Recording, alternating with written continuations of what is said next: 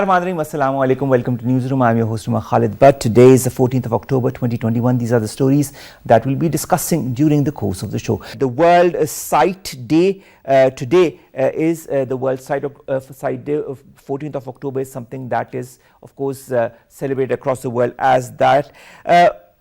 Sight, when we talk of eyes, when we talk of our eyesight, is something that most of the times we neglect. But this is something that we need to take care of with utmost importance, because ask those who are devoid of sight on how important this virtue, this part of your body is. So it is extremely pertinent to understand how important it is to take care of your sight and how the different means and measures in case you do get a disease to understand that and to take care of that at the earliest. More in the following report. There are myriad taxing global challenges such as pandemic, poverty, conflict, and refugees, etc., which require concerted global efforts to eliminate and dilute their impact. Amid mushrooming global health and socio-economic challenges, it's cognate to circumvent the preventable medical disorders through robust awareness campaigns and global pledge to pool the resources. World Sight Day, observed annually on the second Thursday of October, is illustrative of global pledge to thwart a preventable disorder taking toll upon lives of millions. The significance of the day resides in a statistical estimation that 1 billion people around the world have preventable vision impairment, or one that has yet to be addressed. The point to ponder here lies in incidence of vision impairment and eyesight-related disorders in Global South, as about 90% of the people affected live in low- and middle-income countries.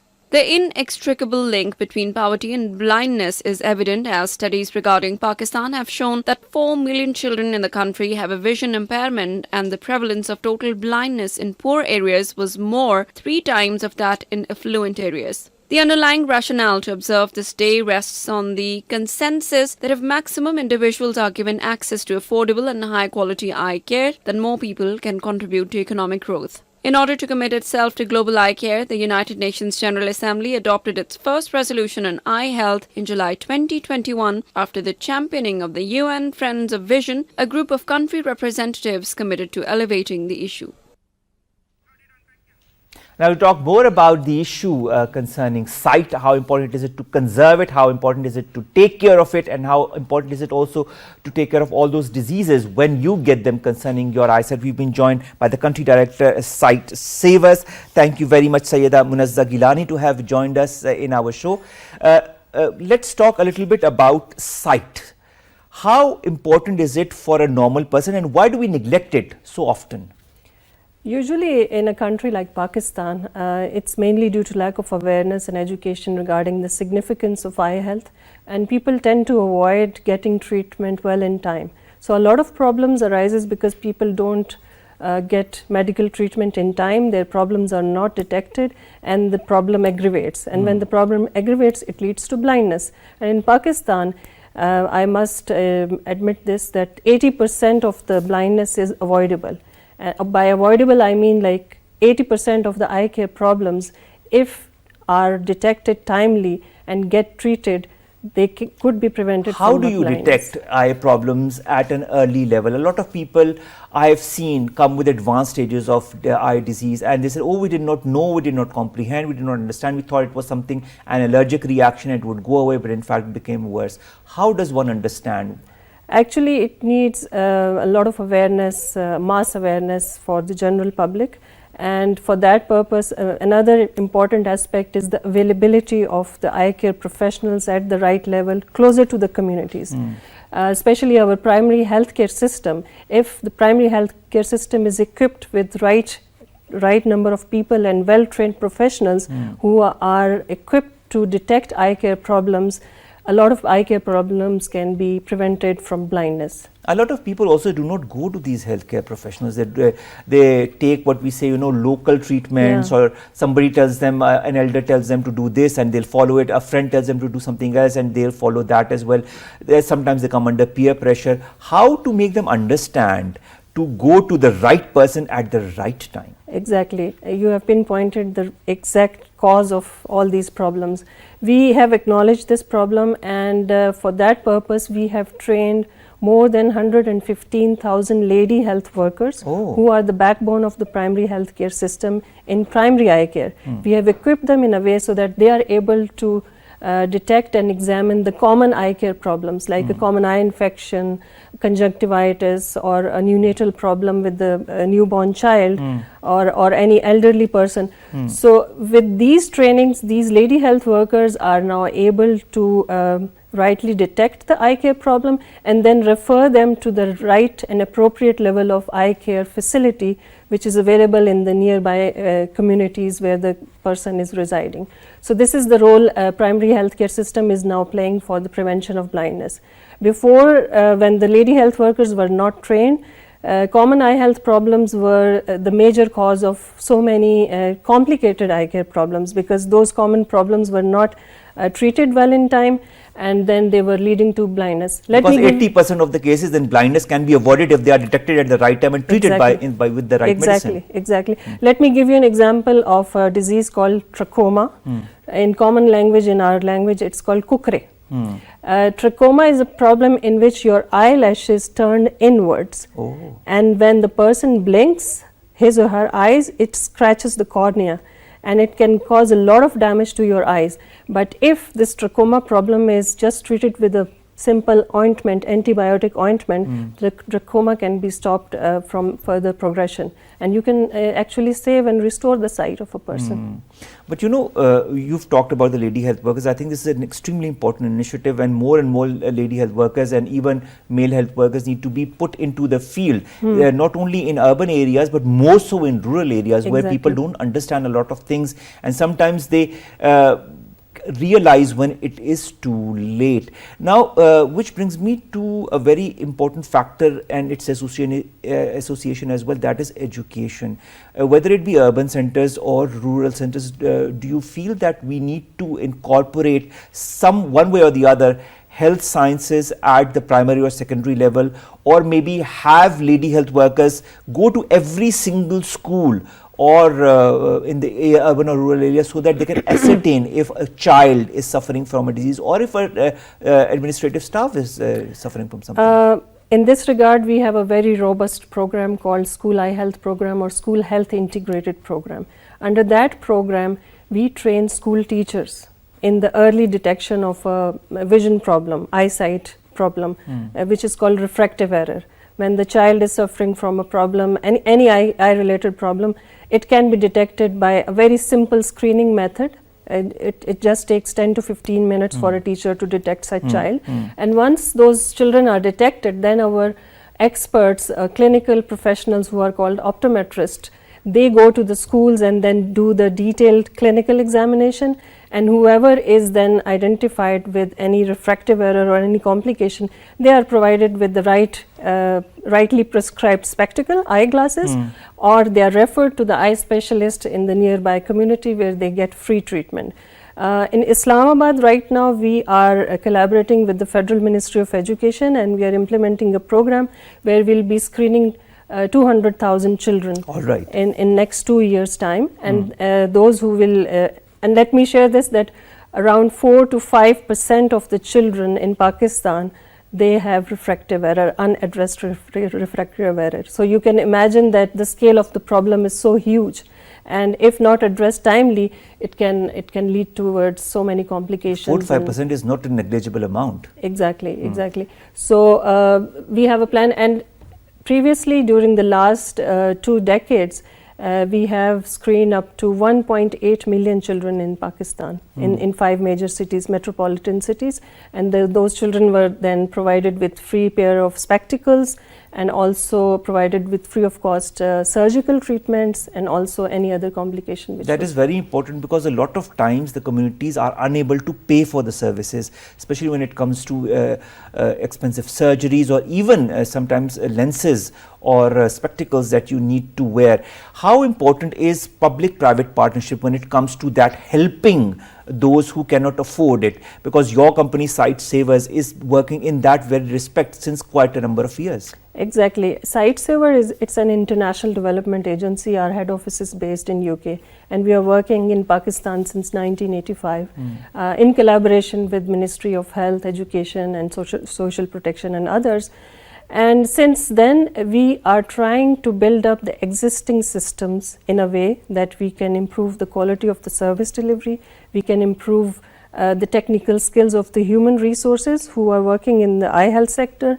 We are equipping their infrastructure, the hospital's infrastructure, with the appropriate level of technology and equipment. So what we do, we first identify the existing gaps, and then in collaboration with the ministries and health departments and education departments, we equip them to address those gaps.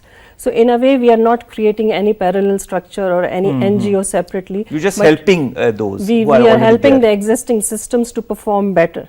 So in that way, we have been able to reduce the blindness. By we, I mean not only Sightsavers, but other peer international NGOs, and especially the Ministry of Health at federal and provincial level.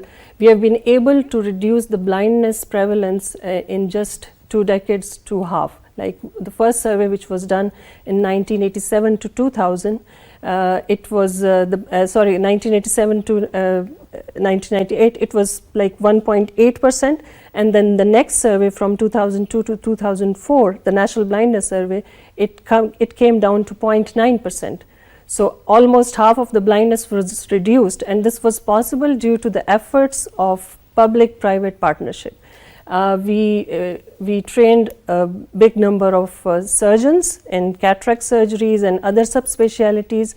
We provided Government of Pakistan with necessary equipment and technology to treat the eye care problems. In the same way, we supported and implemented school eye health care programs so that children can be prevented from blindness. And in the same way, we also did some outreach camps in the beginning when these eye facilities were not present at the district headquarter hospital or at the THQ hospital. But now the situation is much, much better if I compare this from 2 decades ago, when only the tertiary level hospitals were delivering eye care services. But now the situation is much, much improved, and we find eye care professionals, well-trained professionals at THQ level, at DHQ level, very well-equipped hospitals and eye departments. So the situation is improving, but still there are provinces like Balochistan, South Punjab, KP, Interior Sindh, where still there is a lot of disparity for the distribution. When you of talk good of quality. disparities, what needs to be done then? This need a focus from the government side. They need to address this disparity in terms of establishing new hospitals in those areas where the hospitals are not available. They need to train healthcare professionals in eye care subspecialties so that they are able to deliver the services there. Currently, there is a tool called, it's a measurement of cataract surgical services or cataract surgical rate. And Pakistan is now one of the countries with a 5,000 plus CSR rate, which is considered a very good rate. But this rate is not benefiting everyone. This is only for the urban and the big metropolitan cities. If you go to the remote and rural areas, the CSR rate comes down to 200, 500, up to 1,000 in some areas. And the worst affected province currently is Balochistan, South Punjab, Interior Sindh, and some part of the KP as well. Punjab is performing quite well. All right. Sayyida Munazza Gilani Sahiba, when it comes to a follow-up, a lot of times I've seen also through friends and through family members that you get your primary care done, whether it be for your eyes or anything, but you don't subsequently go back to the doctor to have a follow-up check. And a lot of times complications develop following surgeries or following procedures, or even sometimes with spectacles you don't have the right number, which takes the toll on your eyesight in the longer run. But a lot of people don't want to return or don't have the inclination to return. How to change that mindset as well? For that purpose, there is a need to run social behavior change campaigns at a mass level. By social behavior change, I mean we need to make use of the print and electronic media, the social media, local radio networks, FM channels and all that. And we need to spread the message as much as possible. Today, it's a World Sight Day, and today's theme is Love Your Eyes, which means take care of your eyes, and take care of your eyes in a way that you are not becoming dependent on other because of the blindness or any other complications.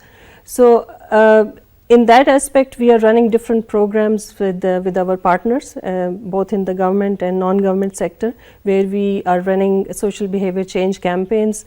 We are disseminating messages through local community-based organizations. We do involve persons with disabilities and their representative bodies to spread the message. We involve the other stakeholders who are prime responsible for the delivery of eye care and delivery of healthcare in general at the grassroots level. So we do involve a lot of stakeholders to spread the message for this social behavior change. And we do develop quite a lot of interactive material, both in writing and verbal and pictorial forms to educate the people. And this has been proved really, really useful for children.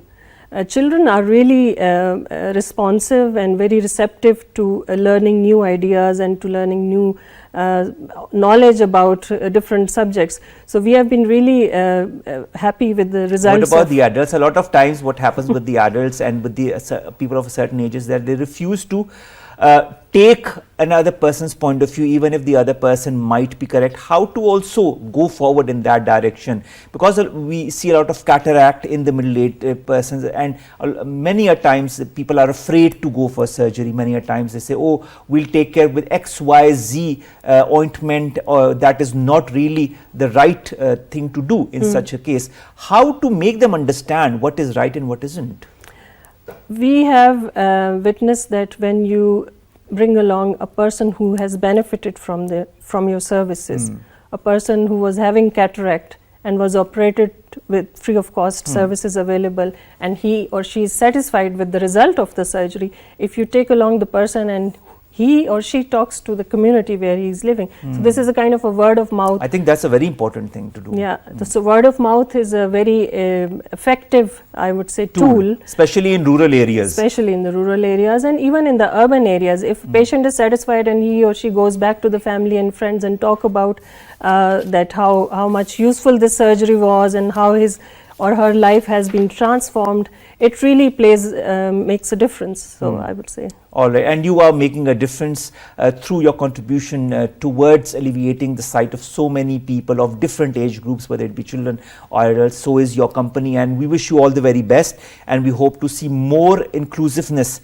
as far as understanding what the different diseases are concerned and how to treat them at the right time with the right medicine and going to the right person. Exactly. So that you can be a better, you can go forward in your life seeing things in the right color, in the right way, without any aid. Thank you very much, Sayyida Munazzah Gilani Sahaba, Country Director, Sight Savers Pakistan, to have joined us and to have talked to us extensively about sight and how we need to take care of it. It is one of our 6 senses, so we need to be very pertinent about it. Thank you, ma'am. Thank you very much. Thank you very much.